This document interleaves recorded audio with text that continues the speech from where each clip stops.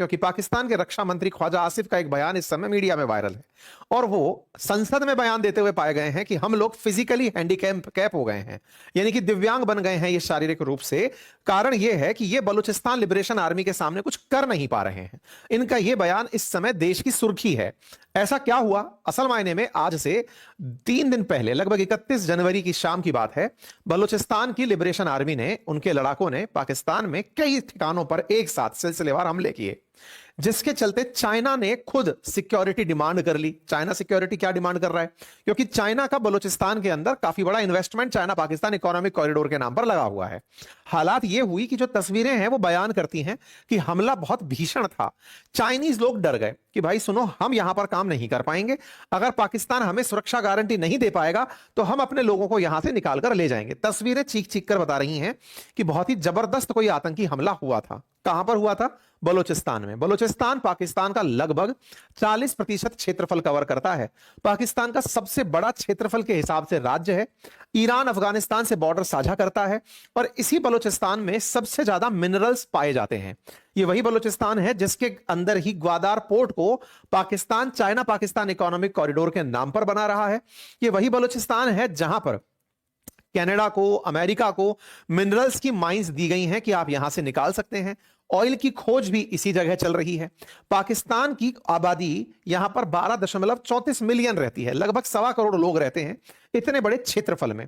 और ऐसे में लगभग इतना बड़ा क्षेत्रफल, 1,34,000 किलोमीटर स्क्वायर का क्षेत्रफल जो है, मीटर स्क्वायर माइल स्क्वायर का जो क्षेत्रफल है, इसमें इतनी कम आबादी। अब आप पूछेंगे कि इतने बड़े क्षेत्रफल में 1.25 करोड़ लोग, तो इसका मतलब पॉपुलेशन डेंसिटी बहुत कम है।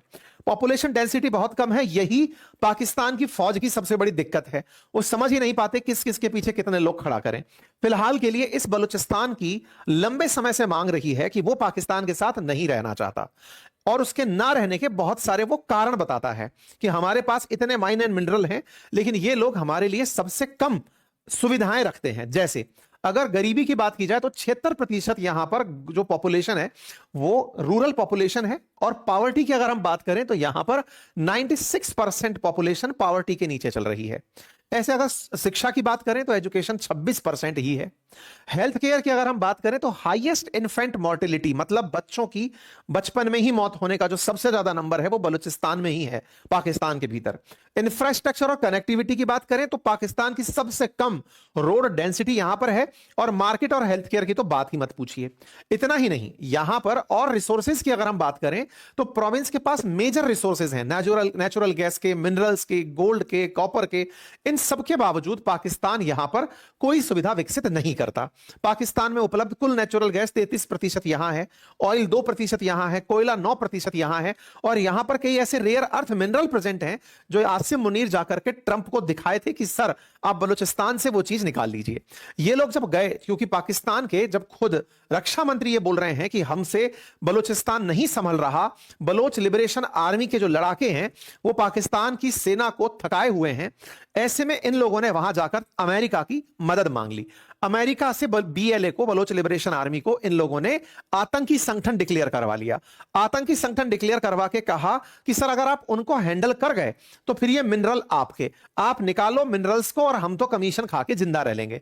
तो ट्रंप को यह ऑफर पसंद आया, उन्होंने कहा ठीक है, चाइना भी काम कर रहा है और हम भी काम करेंगे। हालात सोचिए इस जगह के ऐसे हैं कि इतना मिनरल रिच जगह जिसके ऊपर अमेरिका, चाइना, कनाडा सब नजर बना के बैठे हैं, वहां के हालात में लोग पानी के लिए तरस रहे हैं।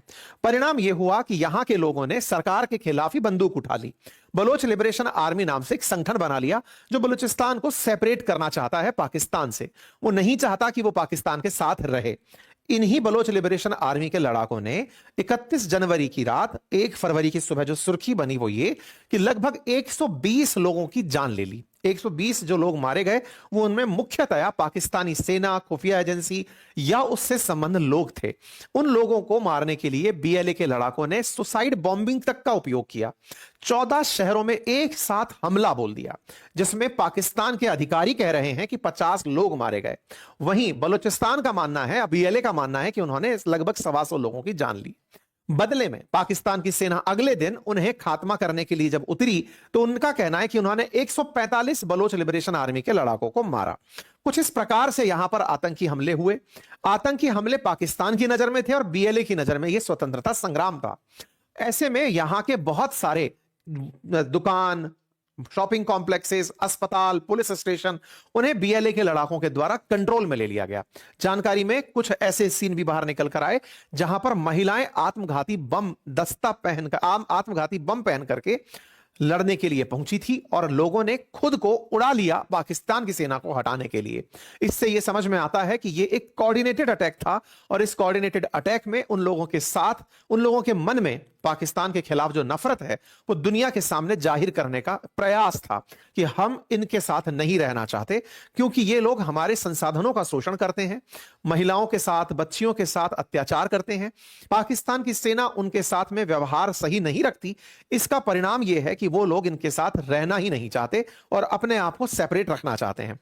इस जगह के जो मुख्यमंत्री हैं सरफराज बुगती, उनका कहना था कि 145 आतंकियों के शव अब हमारे पास हैं और हमने यह काम कर दिया है। बीएलए का कहना है कि हमने अपनी तरफ से 84 से ज्यादा तो जवान मार दिए हैं और इस काम को चलाने के लिए उन्होंने तस्वीरें जारी करके दिखाई कि हमने कैसे दुकानों पर कंट्रोल किया, कैसे अस्पतालों पर, कैसे पुलिस स्टेशन पर कंट्रोल किया।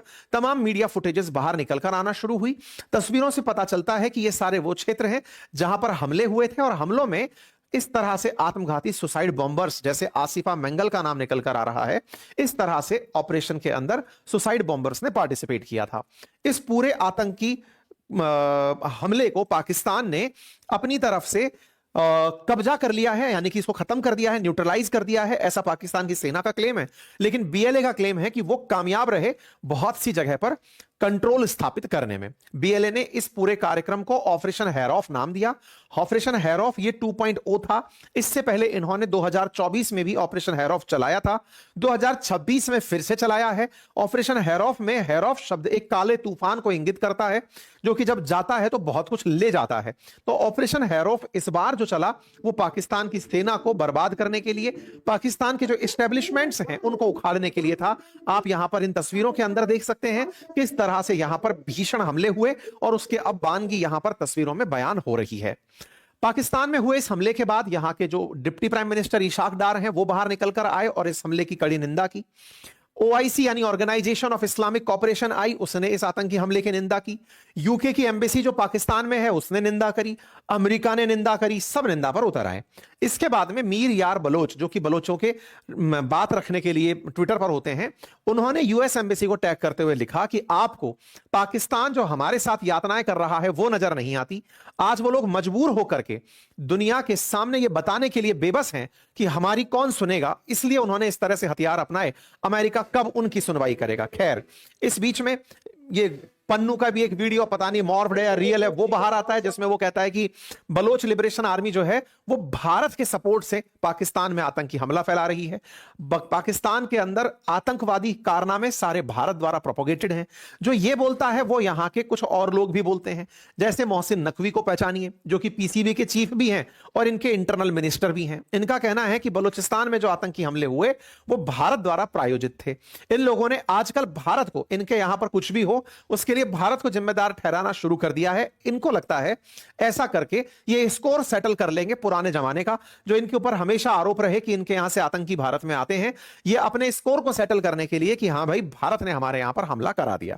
खैर, भारत ने इस बात को तुरंत रेस्पॉन्ड करते हुए कहा कि तुमसे तुम्हारा देश संभलता नहीं है और तुम हमारे ऊपर बयानबाजी करते हो।